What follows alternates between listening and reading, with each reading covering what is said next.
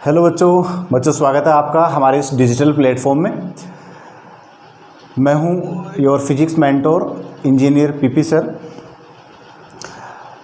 बच्चों, इस प्लेटफॉर्म पे हम बात करने वाले हैं हमारे NEET JEE JET ICR level पे किस पैटर्न पे फिजिक्स के क्वेश्चंस बनते हैं और क्या कॉन्सेप्ट्स हैं जो आपको ध्यान रखने हैं। तो मैं स्टार्ट करने जा रहा हूँ लेक्चर 1 से। बच्चों, आज का जो हमारा लेक्चर 1 है वो हम क्लास 11th के आपके टॉपिक मात्रक विमा से स्टार्ट करेंगे। तो चलिए बच्चों स्टार्ट करते हैं। मात्रक व विमा। तो देखिए, मात्रक विमा का जो टॉपिक है बड़ा सिंपल सा और बड़ा इजी है। इसको आज हम एक ही लेक्चर में कंक्लूड करने वाले हैं। तो मैं बड़े बेसिक से और कॉन्सेप्चुअल तरीके से बच्चों आपको समझाने वाला हूं। सो बने रहिए हमारे चैनल पे। मात्रक विमा की अपन बात करते हैं तो बच्चों सबसे पहले मैं बात करता हूं कि भाई हमारी भौतिक राशि क्या होती है। भौतिक राशि क्या होती है? तो बच्चों भौतिक राशि क्या होती है?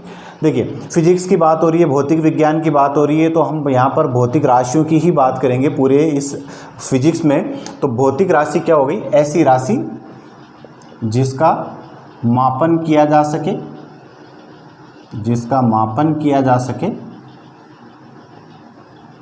तथा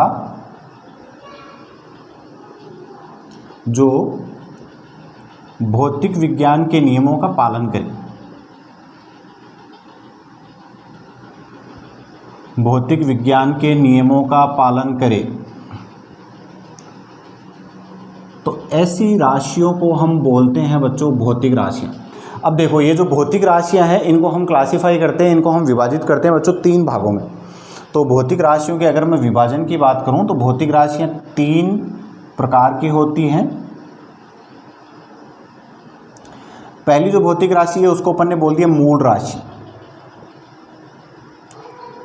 तो मूल राशियां। दूसरी बोल दी हमने व्युत्पन्न राशियां। और जो तीसरे टाइप की भौतिक राशियां हैं बच्चों उनको अपन बोलते हैं पूरक राशियां। पूरक राशियां। तो देखिए 1 बाय 1 तीनों को मैं विद एग्जांपल थोड़ा सा एक्सप्लेन करता हूं। मूल राशियां क्या होगी? अब देखिए, फिजिक्स में भौतिक विज्ञान में इतनी सारी राशियां होती हैं जिन सारी राशियों को अपन याद नहीं कर सकते। तो उसका सिंपल सा यहाँ पर सॉल्यूशन निकाल दिया गया कि भाई कुछ राशियां उनमें सेलेक्ट कर ली गई जिनको बोल दिया गया मूल राशियां। और ये कहा गया कि भाई अगर हमें मूल राशियां पता है तो हम बाकी की जितनी भी भौतिक राशियां बच गई वो हम निकाल सकते हैं। तो इनकी सहायता से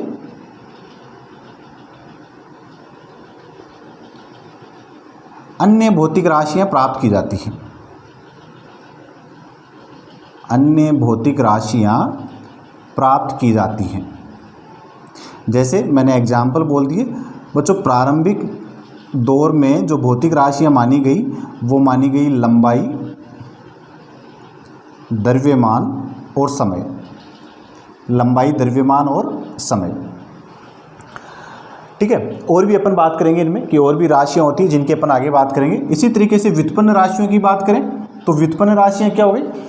ऐसी राशियां जिनको हमने कहां से प्राप्त किया है? मूल राशियों से। तो मूल राशियों से प्राप्त होने वाली राशियां या मूल राशियों की सहायता से प्राप्त राशियां ये कहलाती हैं आपकी व्युत्पन्न राशियां। जैसे मैंने एग्जाम्पल बोल दिया, चाल, त्वरण, बल, ऊर्जा। तो ये सारी क्या है? व्युत्पन्न राशियां हैं, क्योंकि इन सबको हमने प्राप्त किया है मूल राशियों की सहायता से। चाल की बात करें आप तो दूरी बटा समय। दूरी क्या होगी? एक तरीके से लंबाई हो गई, समय है ही। तो देखो लंबाई और समय से मिल गई आपको चाल। त्वरण क्या होता है आपका? वेग में परिवर्तन की दर, मतलब वेग बटा समय। वेग को फिर से आप कह सकते हो विस्थापन बटा समय। विस्थापन भी क्या हो गया आपका? लंबाई। तो देखिए, चाहे आपका विस्थापन हो, चाहे आपका लंबाई हो, चाहे आपकी त्रिज्या हो, चाहे कोई आपको व्यास दे रखा हो, चाहे आपको कोई ऊंचाई दे रखी हो, सारी क्या हो गई? लंबाइयाँ हो गई। इसी तरीके से अपन बात कर ले पूरक राशियों की। तो पूरक राशियाँ ये दो प्रकार की होती हैं पूरक राशियां, इनकी अपन बात करते हैं। एक हो गई यहाँ पर आपका समतल कोण, और दूसरी जो पूरक राशि हो गई वो हो गई आपका ठोस कोण।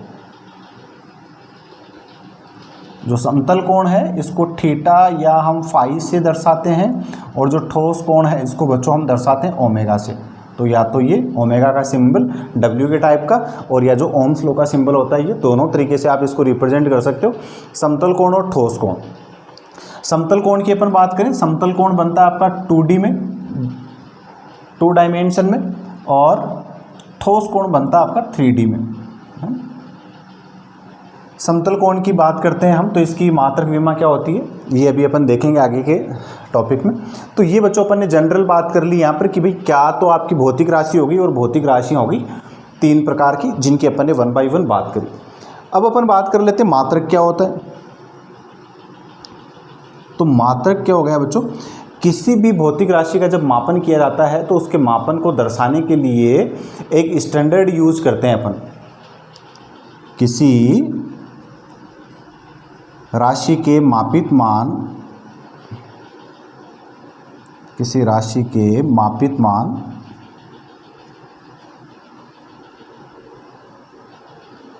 को व्यक्त करने के लिए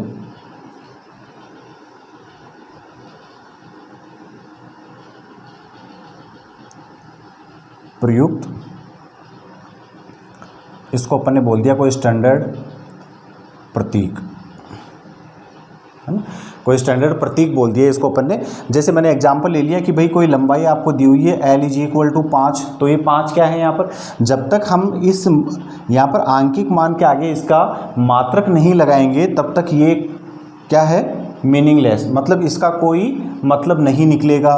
तो किसी भी राशि के मापित मान को व्यक्त करने के लिए स्टैंडर्ड प्रतीक होता है, जिससे वो जो मापन है वो बच्चों क्या बन जाता है, वो आपका मापन बन जाता है अर्थवान, उसका कोई ना कोई मीनिंग निकलता है। जब तक उसके आगे वो नहीं लगाओगे मात्रक तब तक उसका कोई मतलब नहीं निकलेगा। जैसे मैंने बोल दिया L = 5, तो 5 तो कुछ भी हो सकता है, लेकिन जब तक इसके आगे मैं मीटर या सेंटीमीटर नहीं लगाऊंगा तब तक ये आपकी लंबाई नहीं बनेगी।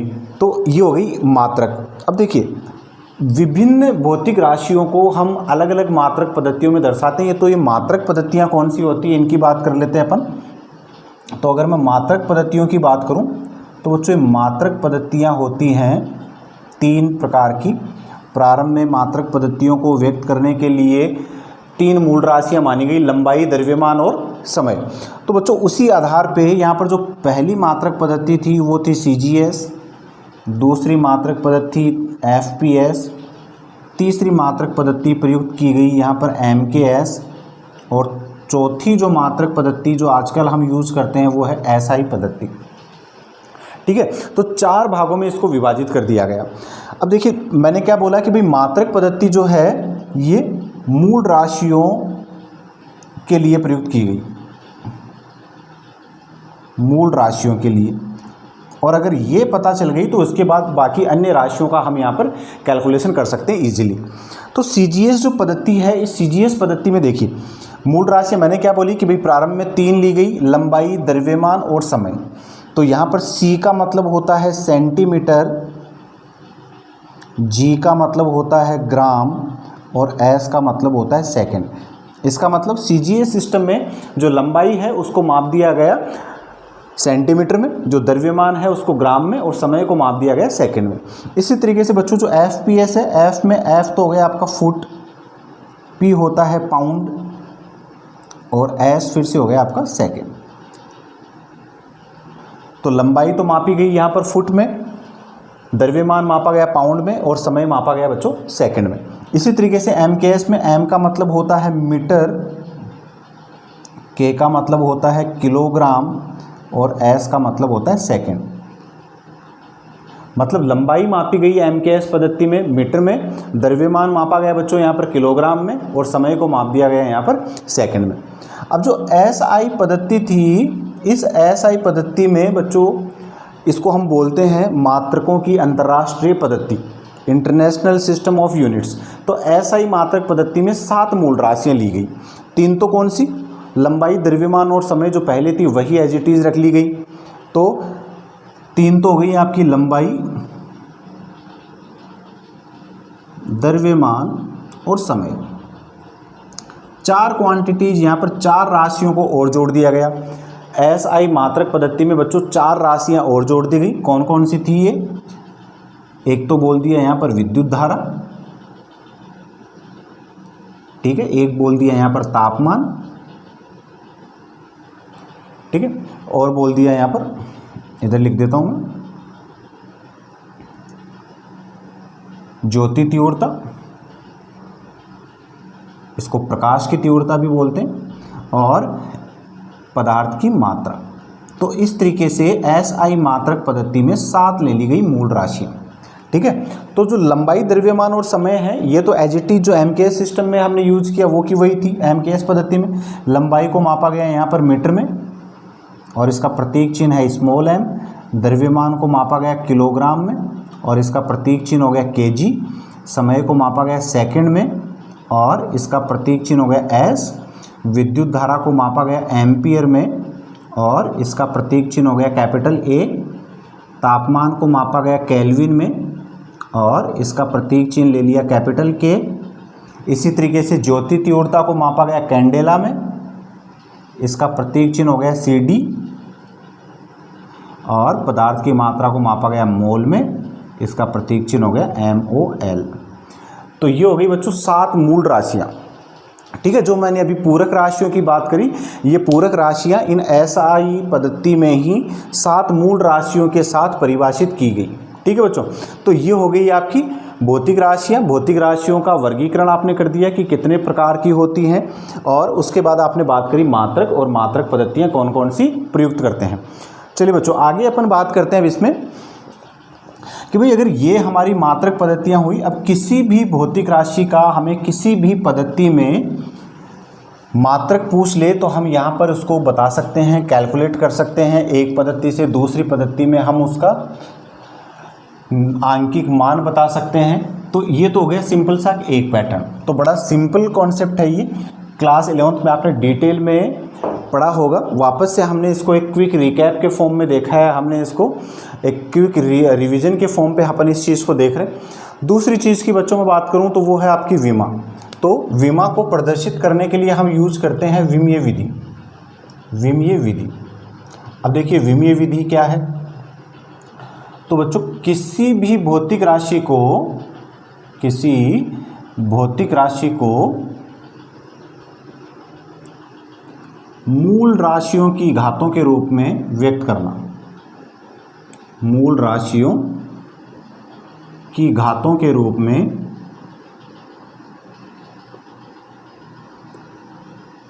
व्यक्त करने की जो विधि है उसको हम बोलते हैं विमीय विधि। तो जैसे मैंने बोल दिया, एग्जाम्पल के तौर पे मैंने ले लिया कि कोई भौतिक राशि है मेरे पास x और इसको मेरे को लिखना है मूल राशियों की घातों के रूप में। तो बच्चों जब भी अपन विमीय सूत्र लिखते हैं किसी भी राशि का, तो हम लेते हैं वहाँ पर SI पद्धति में प्रयुक्त होने वाली मूल राशियाँ और उनको ले लिया हमने कैपिटल लेटर में। तो कैपिटल M, कैपिटल L और कैपिटल T। अब यहाँ पर x हमें पता नहीं है राशि कौन सी है, तो मैंने इसकी घातें ले ली ABC। तो बच्चों इस तरीके से जो आपका फॉर्मूला बन गया इसको तो बोलते हैं हम विमीय सूत्र। और यहाँ पर जो ABC हैं, इन ABC को हम बोलते हैं विमाएँ। तो इस पे क्वेश्चन पूछ लेता है जनरली, कोई भी आपको एक फॉर्मूला दे देता है और उसमें आपसे विमाएँ पूछ लेता है कि बताओ भाई विमाएँ क्या है। यहाँ पर इसकी एक तो पैटर्न हो गया यहाँ पर ये वाला, ठीक है। अब जैसे किसी भी, मैं जनरली एक एग्जांपल के साथ में और बात करता हूँ। जैसे बच्चों आपको बोल दिया स्थितिज ऊर्जा, तो स्थितिज ऊर्जा के आपने कई सारे फॉर्मूले पढ़े हैं। एक चीज़ हमेशा ये गांठ बांध लो कि चाहे ऊर्जा कोई सी भी हो, प्रकृति में कोई भी ऊर्जा हो, चाहे वो गतिज ऊर्जा, स्थितिज ऊर्जा, चाहे वो आपकी विद्युत ऊर्जा, तापीय ऊर्जा, गुरुत्वीय ऊर्जा, जितने भी प्रकार की ऊर्जाएं हैं, सभी प्रकार की ऊर्जाओं के लिए SI मात्रक तो होता है जूल और उसका विमीय सूत्र होता है M1L2T-2। देख लो यहाँ पर स्थितिज ऊर्जा का मैंने सिंपल सा फॉर्मूला ले लिया mgh, ठीक है। ये mgh ले लिया मैंने स्थितिज ऊर्जा का फॉर्मूला। G होता है बच्चों गुरुत्वीय त्वरण, तो इसका आपको पता है ही विमीय सूत्र क्या होता है। मैंने यहाँ पर इसको मूल राशियों की घातों के रूप में लिख लिया। तो द्रव्यमान m, इसकी घात कितनी है, कुछ नहीं दे रखा, मतलब एक घात है इसकी।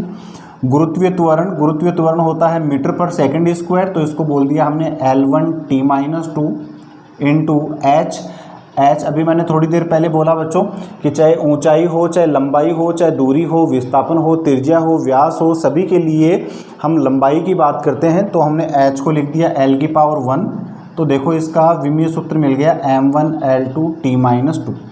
अब इसी तरीके से जो भी आपको राशि मिले, जिस भी राशि का आपको निकालना है विमीय सूत्र, आप सिंपल पैटर्न से आप निकाल सकते हो, जो मैं यहाँ पर एक्सप्लेन कर रहा हूँ। और ज़्यादा क्वेश्चंस आपको प्रैक्टिस करने के लिए, आपके कॉन्सेप्ट्स बनाने के लिए मैं एक PDF फॉर्मेट में लिंक शेयर कर दूंगा, जिससे आप यहाँ पर बच्चों कैलकुलेशन कर सकते हो, प्रैक्टिस कर सकते हो उस चीज़ की। तो ये हो गई आपकी विमीय विधि। अब इसी तरीके से देखिए बच्चों, ये विमीय विधि के साथ में हम बात करते हैं कि भाई इसके अनुप्रयोग क्या हो गए। विमीय विधि के अनुप्रयोग मतलब कहाँ कहाँ पर इसका उपयोग किया जाता है, तो ये आपने पढ़े हुए होंगे, थ्योरेटिकल टॉपिक है। अगर मैं MCQs की बात करता हूँ बच्चों, अगर मैं यहाँ पर बात करता हूँ जो आपके ऑब्जेक्टिव क्वेश्चन आते हैं उनकी, तो ऑब्जेक्टिव क्वेश्चन के हिसाब से ये अनुप्रयोग का मेथड जो है वो टॉपिक जो है ज़्यादा आपका यूज़फुल नहीं है। फिर भी मैं डिस्कस कर लेता हूँ यहाँ पर कि इसके 3 अनुप्रयोग होते हैं। क्या क्या हो गए वो? पहला मैंने बोल दिया विभिन्न राशियों में संबंध स्थापित करना, विभिन्न राशियों में संबंध स्थापित करना, ठीक है। दूसरा हमने बात कर लिया यहाँ पर, जैसे आपको बोल दिया कि भाई कोई आपका एक सरल लोलक है जिसका आवर्तकाल उसमें बॉब की लंबाई और गुरुत्वीय त्वरण पे निर्भर करता है, तो इन राशियों में संबंध बताओ, तो आप विमीय विधि से ये संबंध निकाल सकते हो। इसका एक यहाँ पर ड्रॉबैक होता है। ड्रॉबैक इसका क्या होता है, यहाँ पर इसकी जो सीमा है वो क्या होती है यहाँ पर कि जो कांस्टेंट आता है साथ में, उस कांस्टेंट का मान हम नहीं निकाल सकते, तो उसकी बात करेंगे पे अपन सेपरेटली अलग से। तो पहला हो गया विभिन्न राशियों में संबंध स्थापित करना, दूसरा हो गया सूत्रों की सत्यता की जांच करना। जो भी सूत्र स्थापित होते हैं फिजिक्स में उनकी सत्यता की जांच करना। जैसे बोल दिया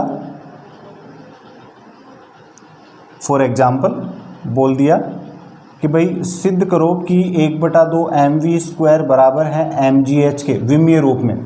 ये विमीय रूप में संबंध सही है, तो आप क्या करोगे, LHS की विमा निकाल के देख लो, RHS की विमा निकाल के देख लो। अगर दोनों की सही आ रही, इक्वल आ रही है, इसका मतलब तो दोनों विमीय रूप से सही हैं।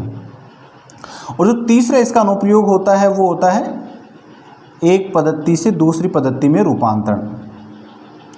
एक पद्धति से दूसरी पद्धति में रूपांतरण, तो एक मात्रक पद्धति से दूसरी मात्रक पद्धति में किसी भी भौतिक राशि का रूपांतरण किया जा सकता है इस वाले मेथड से।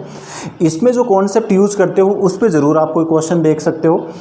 वो क्वेश्चन क्या है, आपको सिंपल सा कॉन्सेप्ट ध्यान रखना है कि भाई जो आंकिक मान है, ये आंकिक मान हमेशा ही व्युत्क्रमानुपाती होता है मात्रक पद्धति के या मात्रक के। आंकिक मान व्युत्क्रमानुपाती होता है मात्रक या मात्रक पद्धति के। अगर बड़ा मात्रक हुआ, बड़ा मात्रक जैसे SI पद्धति में या MKS पद्धति में बड़ा मात्रक हुआ तो उसमें आंकिक मान कम होगा। छोटा मात्रक हुआ जैसे मैंने बोल दिया CGS पद्धति में, तो उसके लिए आंकिक मान ज़्यादा होगा। अब इस चीज़ को ही समझो, आंकिक मान को हमने दर्शा दिया n और मात्रक पद्धति को दर्शा दिया u से, तो n व्युत्क्रमानुपाती हो गया u। अगर मैं दो पद्धतियों की तुलना करता हूँ तो ये हो गया n1 u1 = n2 u2। ये रिलेशन आप बच्चों यूज करते हो। अच्छा, इस चीज़ को समझने के लिए मैंने जैसे एक एग्जाम्पल ले लिया यहाँ पर कि जैसे कोई द्रव्यमान दे दिया m = 5 किलोग्राम, तो किलोग्राम बड़ी मात्रक पद्धति है। बड़ी मात्रक पद्धति है तो इसमें आंकिक मान लिया कि 5 है। चलो अब इसको कंपेयर करते हैं, मैंने इसको ग्राम में बदल दिया, तो 1 किलोग्राम में होते हैं बच्चों 1000 ग्राम, तो देखो ये कितना हो गया 5000 ग्राम। अब ग्राम CGS पद्धति में हो गया, तो ये पद्धति मात्रक पद्धति छोटी है तो देखो आंकिक मान बड़ा है।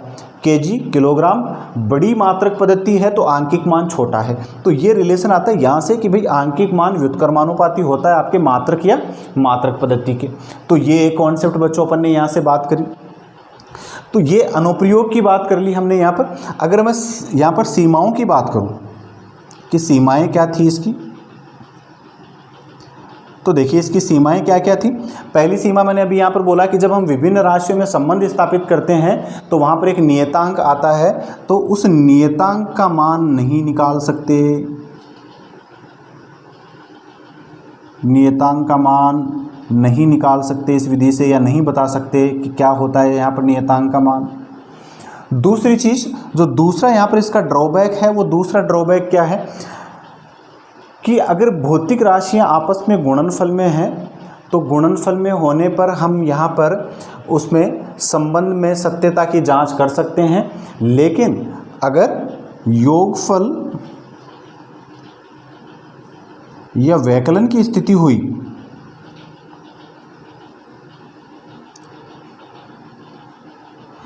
इस स्थिति में यह जो विमीय विधि है ये कारगर साबित नहीं होती, मतलब इसका यूज नहीं होता। जैसे एग्जांपल ले लिया मैंने, S = ut + ½ at², यह आपका गति का समीकरण होता है। अगर आपको बोल दे कि भाई कोई कण है जो एक समान त्वरण से गतिमान है, उसका प्रारंभिक वेग ये है, समय ये है और विस्थापन ये है, तो विस्थापन अगर इन पे निर्भर करता है तो संबंध स्थापित करो, तो नहीं कर सकते। क्यों? क्योंकि यहाँ पर ये योगफल में आ गई। ये संबंध हम कब यहाँ पर स्थापित कर सकते हैं? जब ये या तो गुणनफल में होता संबंध, सिर्फ ये होता S = ut, ½ at² ना होता, या ut नहीं हो के ½ at² होता, तो ही हम ये संबंध स्थापित कर सकते थे। तो ये इसका एक यहाँ पर सीमा हो गई। नेक्स्ट हम यहाँ पर बोल सकते हैं कि भाई जो आपके त्रिकोणमितीय फलन है, त्रिकोणमितीय फलन, लघुगणकीय फलन और चरघातांकी फलन, इनकी विमाएं हम यहाँ से नहीं निकाल सकते, इनकी विमा हम यहाँ से नहीं निकाल सकते। ये इसका एक ड्रॉबैक होता है कि क्या तो त्रिकोणमितीय, लघुगणकीय और चरघातांकी फलनों की विमा क्या होती है, ये नहीं बता पाया ये वाली विधि। तो एक और चीज़ अपन यहाँ पर बोल सकते हैं कि यहाँ पर जनरली जब भी हम विभिन्न राशियों में संबंध स्थापित करते हैं तो हम अधिकतम सामान्यतया हम यूज करते हैं MLT की घातें, ML और T की घातें यहाँ पर हम यूज करते हैं। लेकिन MLT की घातें मतलब ये तो 3 ही राशियाँ हुई, मतलब अधिकतम हम यहाँ पर 3 ही राशियों के साथ संबंध स्थापित कर सकते हैं। 3 से अधिक अगर राशियाँ हुई, 3 से अधिक राशियों में संबंध स्थापित नहीं कर सकते, 3 से अधिक राशियों में संबंध स्थापित नहीं कर सकते, ये भी इसका एक ड्रॉबैक हो गया। तो इस तरीके से बच्चों ये हमने बात कर ली विमीय विधि के अनुप्रयोग और सीमाएं क्या होती हैं। अब चलो कुछ भौतिक राशियों से संबंधित किस तरीके से हम विमाएं निकालते हैं, तो मैं 1-2 रूल्स उसके समझा देता हूँ, जिन पर बेस्ड कोई क्वेश्चन अगर आ जाए तो आपके लिए ईजी होगा वहाँ पर उसका विमीय सूत्र निकालना या उसकी विमा बताना। तो जनरली बच्चों देखिए अपन यहाँ पर इसके नियम की बात करते हैं, तो ये नियम, पहले नियम की अगर मैं बात करूं तो प्रथम नियम यहाँ पर क्या बोलता है कि समान प्रकृति की राशियां जोड़ी या घटाई जा सकती हैं, जोड़ी या घटाई जा सकती हैं जिनकी प्रकृति समान हो। प्रकृति समान होने से मतलब ये समझो कि भाई आपको लंबाई दे दी तो आप लंबाई में लंबाई को जोड़ सकते हो या उसी को घटा सकते हो। आपको ऊर्जा दे दी तो आप ऊर्जा में से ऊर्जा को ही जोड़ सकते हो या ऊर्जा को ही घटा सकते हो। ऊर्जा में आप बल को नहीं जोड़ सकते, लंबाई में आप द्रव्यमान को नहीं जोड़ सकते। तो पहला नियम ये कहता है कि समान प्रकृति की राशियां ही जोड़ी या घटाई जा सकती हैं। तो अब यहाँ पर इस नियम से आप कैसे विमीय सूत्र निकालते हो, तो इस चीज़ को समझो। जैसे आपको बोल दिया L + अल्फा, L है लंबाई और अल्फा का आपको विमीय सूत्र पूछ लिया, तो सिंपल सा का आपने क्या कॉन्सेप्ट, अगर आपको ये रूल पता है तो आपने क्या देखा कि भाई अगर ये लंबाई है तो अल्फा भी क्या होनी चाहिए, लंबाई होनी चाहिए। इसका मतलब इसके लिए भी विमा क्या होगी, L1। इसी तरीके से जैसे बोल दिया कि भाई फोर्स में से घटा दिया बीटा, F माइनस बीटा बोल दिया, तो F अगर फोर्स है तो बीटा भी क्या होगा यहाँ पर फोर्स ही होगा। मतलब F अगर बल है तो बीटा भी क्या होगा यहाँ पर बल। मतलब समान प्रकृति की राशियों को जोड़ा या घटाया जा सकता है। ये चीज़ आपको यहाँ पर ध्यान रखनी है। जैसे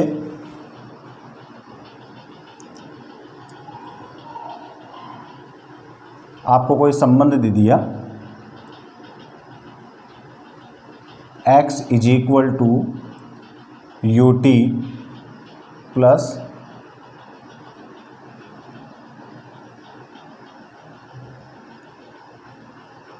एल्फा टी स्क्वायर, ये दे दिया और एल्फा पूछ लिया यहाँ पर कि भाई एल्फा का विमीय सूत्र बताओ।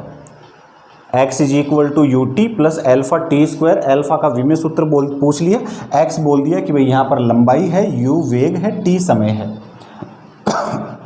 तो बच्चों अभी मैंने सॉरी क्या चीज़ बोली कि भाई समान प्रकृति की राशियों को ही जोड़ा या घटाया जा सकता है। तो ये x है, ये है आपकी दूरी। तो यहाँ पर देखो u इंटू टी, ये सम्मिलित रूप से दोनों का जो गुणनफल है ये भी बराबर होना चाहिए दूरी के, और जो एल्फा इंटू टी स्क्वायर है ये भी बराबर होना चाहिए दूरी के। तो यहाँ पर क्या कॉन्सेप्ट ध्यान रखना है कि भाई जो x का मात्रक, x का विमीय सूत्र है वही बराबर होगा u इंटू टी के, और वही बराबर होगा एल्फा इंटू टी स्क्वायर के। लो हो गया सब।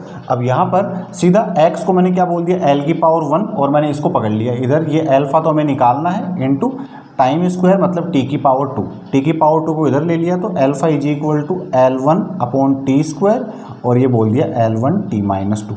ये इसको आप बोल सकते हो M0 L1 t माइनस 2। इस तरीके का ऑप्शन भी आप देख सकते हो MCQs में। तो ये एक पैटर्न का क्वेश्चन। अब इसी तरीके से कोई भी आपको न्यूमेरिकल बोल दे और किसी भी राशि का पूछ ले, तो कॉन्सेप्ट मेरा सिंपल यहाँ पर आपको ध्यान रखना है पहले नियम का कि भाई समान प्रकृति की राशियाँ ही जोड़ी या घटाई जा सकती है। गुणा में तो आप कोई भी कर सकते हो, जैसे आपने शक्ति का फॉर्मूला पढ़ा हुआ है, कार्य करने की दर शक्ति बराबर कार्य बटा समय। तो देखो कार्य अलग हो गया, समय अलग हो गया, तो अलग अलग चीज़ें हो गई। जैसे बल में आपने बोल दिया m गुणा a, तो m द्रव्यमान है और a त्वरण है, दोनों अलग अलग प्रवृत्ति की राशियां हैं। तो गुणा भाग तो हो सकता है लेकिन जोड़ नहीं सकते और घटा नहीं सकते। तो यहाँ पर ये एक नियम हो गया। इसके दूसरे नियम की बच्चों में बात करूँ तो दूसरा नियम क्या कहता है, जैसे मैं सिंपल सी चीज़ बोलूँ, अभी पीछे अपने कोण की बात कर रहे थे अपन, कोण बोल दो इसको, कोण ये विस्थापन बोल दो। तो कोण या कोणीय विस्थापन के लिए जो SI मात्रक है बच्चों, ये SI मात्रक तो होता है यहाँ पर रेडियन, ठीक है, इसको तो आप RAD से दर्शाते हो, लेकिन ये होती है विमाहीन राशि। विमाहीन मतलब इसका M0 L0 T0 होगा विमीय सूत्र, ठीक है। अब ये दूसरा नियम जो मेरा है ये क्या कहता है कि साहब जितने भी त्रिकोणमितीय फलन है, जैसे मैंने साइन की बात कर ली, इसके साथ में जो कुछ भी है ये क्या हो गया यहाँ पर कोण। अब ये कोण कुछ भी हो गया, तो अगर कोण विमाहीन है, अगर ये आपका विमाहीन है तो ये पूरा फंक्शन भी क्या होगा, विमाहीन होगा। ध्यान रखना। तो थीटा अगर विमाहीन है तो साइन थीटा भी विमाहीन होगा। इसी तरीके से cos theta, tan theta, sec theta, cosec theta, cot theta सारे क्या होंगे यहाँ पर, विमाहीन। तो ये एक कॉन्सेप्ट अपन ने यहाँ पर बात कर ली। जैसे इसको समझने के लिए एक एग्जाम्पल ले लिया मैंने, y is equal to a sine, ये बोल दिया alpha t plus beta x. अब देखो यहाँ पर फर्स्ट लो सेकंड लो दोनों अप्लाई होंगे। पहली चीज़ तो हमने अभी क्या बोली कि साहब यहाँ पर जो साइन के साथ में, अब ये पूरा जो alpha t plus beta x बच्चों, ये पूरा क्या है यहाँ पर कोण, ये पूरा क्या है यहाँ पर कोण है। और अभी अपन ने बोला कि भाई कोण तो कैसी राशि है, विमाहीन है, इसका तो विमीय सूत्र होता है M0 L0 T0। तो यहाँ से देखिए alpha t plus beta x ये पूरा मिलके हो गया विमाहीन। लेकिन जो दूसरी चीज आपको ध्यान रखनी है वो क्या है कि तो जो यहाँ पर जो alpha t plus beta x, तो देखो हमने क्या बोला कि पूरा तो ये क्या है, कोण है, तो कोण तो होता है विमाहीन, लेकिन एल्फा इंटू टी में हमने जोड़ दिया बीटा इंटू एक्स को, इसका मतलब एल्फा इंटू टी भी हो गया कोण और बीटा इंटू एक्स भी हो गया कोण। मतलब अल्फा इंटू टी बराबर हो गया बीटा इंटू एक्स, और ये दोनों ही कैसे हैं, विमाहीन, मतलब m0 l0 t0। तो अब यहां से आप इजीली अल्फा और बीटा की विमा निकाल सकते हो। तो देखिए बच्चों, अगर अल्फा की विमा आप निकालते हो तो उधर तो क्या है m0 l0 t0, इधर क्या हो गया t1, उधर जाएगा तो ये क्या हो गया t-1। ठीक है, तो अल्फा की विमा क्या हो गई t-1 और बीटा की विमा क्या होगी यहाँ पर, बीटा इज इक्वल टू ये हो गया यहाँ पर l-1। तो इस तरीके से आप कैलकुलेट कर सकते हो यहाँ पर किसी भी क्वेश्चन में, जो भी क्वेश्चन आपको दिया जाए उसमें आप कैलकुलेशन कर सकते हो विमीय सूत्र की, और यह विमा आप यहाँ पर बता सकते हो किस तरीके से कैलकुलेट करनी है। तो बच्चों ये था हमारा मात्रक है विमा के चैप्टर में ब्रीफ इंट्रोडक्शन, जो हमने प्रिसाइजली यहाँ पर किया है ना, बड़े शॉर्ट एंड स्वीट तरीके से अपन ने यहाँ पर इसको समझने की कोशिश करी है। मात्रक विमाओं पे आप पैटर्न ऑफ क्वेश्चंस देखने के लिए हम आपको पीडीएफ शीट प्रोवाइड करवा देंगे बच्चों, जिसमें आप और पैटर्न ऑफ क्वेश्चन प्रैक्टिस कर सकते हो। तो बच्चों आज के वीडियो में इतना ही, मिलते हैं नेक्स्ट वीडियो में।